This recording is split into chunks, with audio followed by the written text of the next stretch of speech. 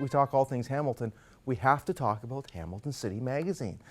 They've reached a major milestone in just over a year now. And of course, this magazine, it gives readers all the insight, various events, places that are going on in this amazing city. And of course, their latest issue, it is ready for the summer to let you know what's going on. Joining us now to give us more insight on this issue and the magazine itself is editor and co-publisher Meredith McLeod. Hello, Meredith. Hi, Welcome. Mike. Nice to see you It's again. good to see you too. Thank you. This has been a labor of love.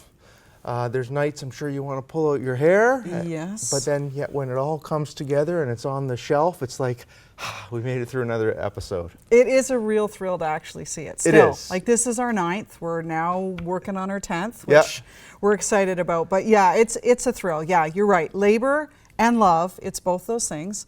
It's a lot of work, but we're really proud of it. Yeah, and you should be based on, you know, what this magazine offers. It's got great shelf life. It can be out there forever. Talk to us about this particular issue. There's the cover. I don't know what camera angle we on here. We're going to take this one. Okay, we're going to go there. You don't need to see me. Talk to us about this issue that people can expect in their mailboxes. Yeah, so this is our Made in Hamilton / Pride issue. So our cover folks are from the Steel City Inclusive Softball Association, which is just this really cool league that plays down in the park. I'm blanking on the name, but right across from Collective Arts on Burlington Street. And these folks just, kind of moved to Hamilton and realized that there wasn't kind of a diverse, inclusive place for them to play softball. And so they started their own league, and now they've got a waiting list. It's incredible. It's really, really cool. And if you take a few minutes and you flip through it and read that article, obviously we'll give a lot of insight. And of course, if you want to get involved, there's the waiting list. Exactly. Dana Robbins is on this. So we got the homelessness and the encampments. Mm-hmm. You are literally touching on everything. It's important. Dana Robbins, your former boss, too. Yeah, my former boss at the Hamilton Spectator. Dana was editor-in-chief there for quite a long time. A great guy, great Hamiltonian.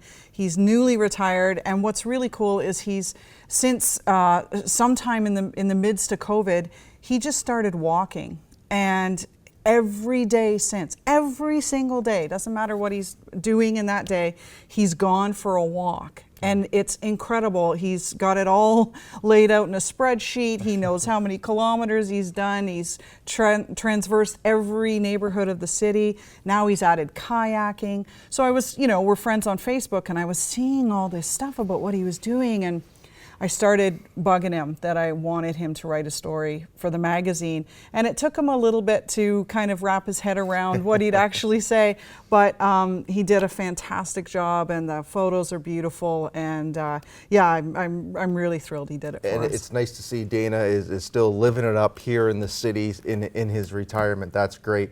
And again, this is a magazine.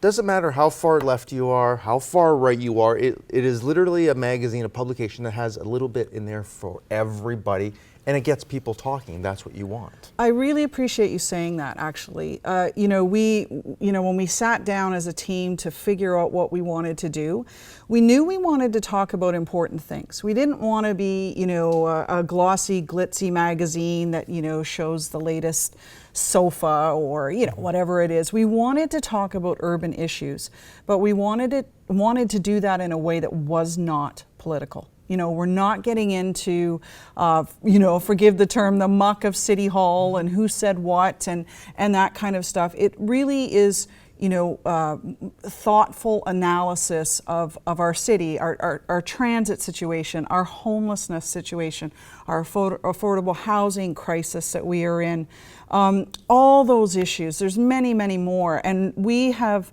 I really think we are a place where some of that discussion is happening, and I'm proud of that. And you should be proud of it. I've heard those discussions come from this magazine, and I've been at the local coffee shops or whatever, and I've seen it or picked it up, and we've gone through it. So you are making that impact a year in, and no doubt all the success as you continue to move forward.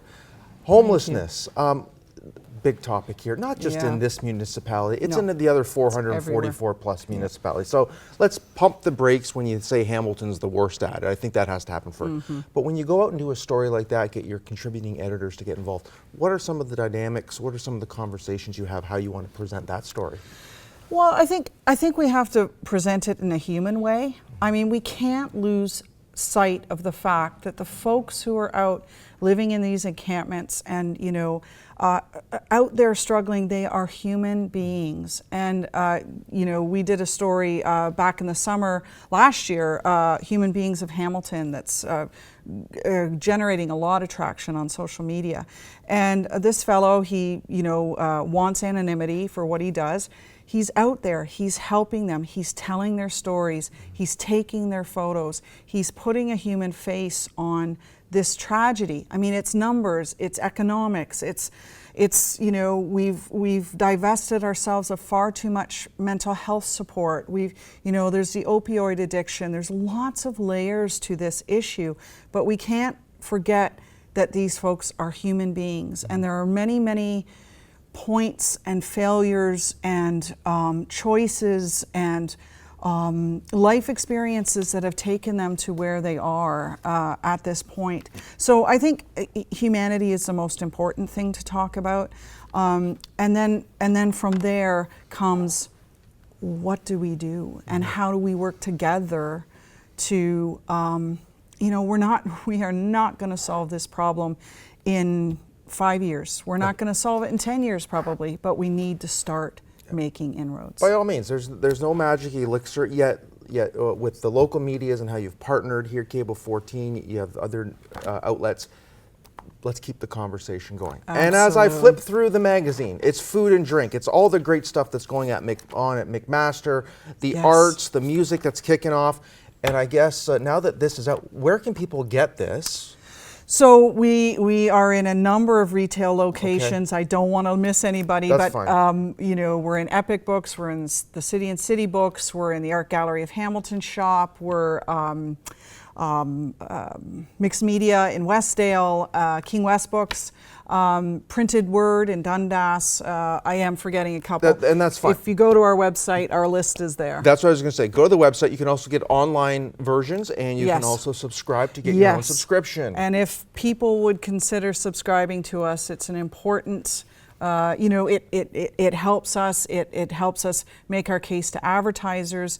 You know, we're still trying to gain some traction with some, you know, with advertisers. That's, you know, that's a process. We're having to prove ourselves, and you know, we're hoping that more and more advertisers see value in what we do. And I am certain they will. And you're finished off with this episode, and as soon as you're done, you get to admire it and enjoy it. It's like, boom, now we got to work on the summer issue. Oh, the copy's already coming into me for the summer issue. I mean, the runway, you know, I come from a newspaper background, and, you know, the runway in a newspaper is an afternoon. The runway in a magazine, it's incredible, you know, how far in advance you have to plan and how that whole thing rolls out. And of course, myself and my business partner, William Vipontate, who's our creative director and co-publisher, we do this in addition to our full-time jobs. Yeah.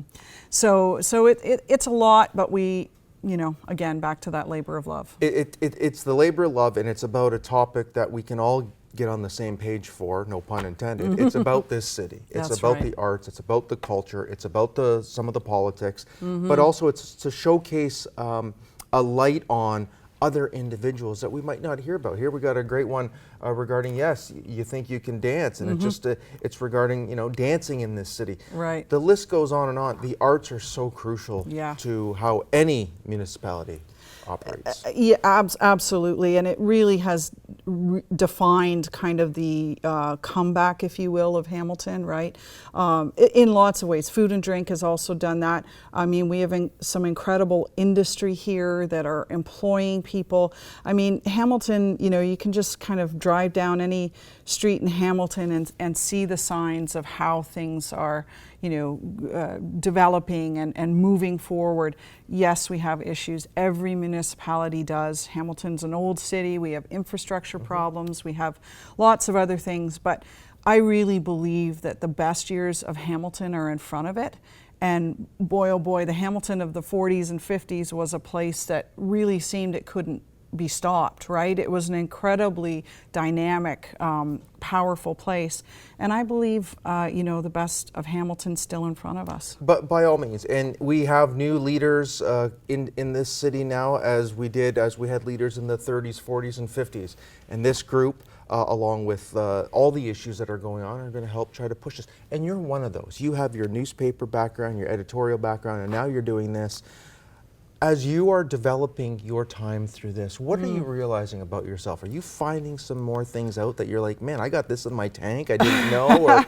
Or how has this process been for you? Well, yeah, it's funny. I went out with Dana Robbins last week, and I was telling him that, during my time at The Spectator, a couple people said to me, hey, why don't you should think about becoming an editor? And at that time I said, absolutely not. I love to write. That's all I want to do.